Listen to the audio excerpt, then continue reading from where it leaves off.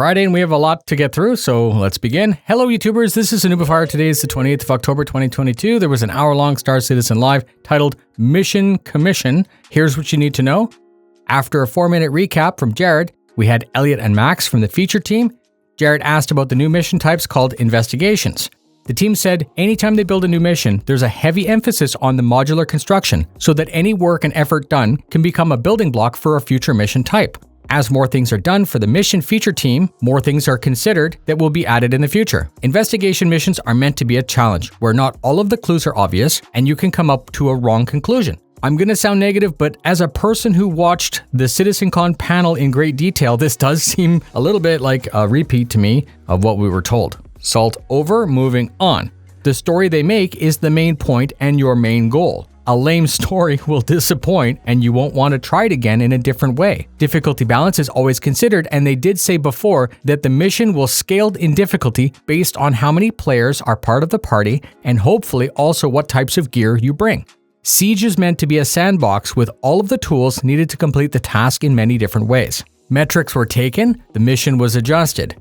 Investigation is even less structured, and your choice in gear and method is critical to your success.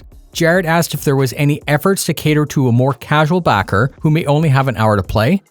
They did say that Siege already has that good balance, and they know that more effort is going to be made to keep the challenge balanced with time to complete. Jared asked about less structured mini-missions, simple tasks are planned, and then Jared said he was very excited to see how Gen 12 improves performance. 318 changes how crimes will be dealt with. Low crimes will be cleared with fines, and more grievous crimes are going to need to be hacked at the single terminal at SPK. The goal there is that SPK will become a PvP hairball. There will be more opportunities to surrender even at kiosks with a fine savings, so you pay less. They're working to add a system that will only show the ships that will be deployed at the terminal that you're at to reduce confusion. Jared confirmed that there are no dates speculated and nothing is ever to be taken as concrete. Jared asked about the new mobi-glass that we saw, and the team confirmed that the new missions are being planned to be viewed on the updated mobi-glass. However, they're also usable right now in the legacy version, so we can get our hands on it sooner. Jared asked how the initial testing went for the changes on how crime is dealt with,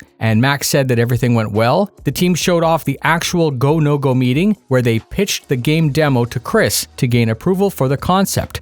This is basically a mini spoiler, and the team were very nice to remind us of this. We could see the new NPCs, we could see random AI that can be killed and looted. When you kill an AI, it might actually increase your crime stat, right? They showed us different loot drops and of course, new missions. The demo was triggered once the player had reached a certain depth in the mine. Rudo's your contact and he wants you to complete a mission that another player failed. The spoiler continued with the players needing to perform parkour to get to the body, but then actually leaving from that location requires quite a lot of skill. Time is ticking due to the climate, and there are many booby traps and challenges on the way.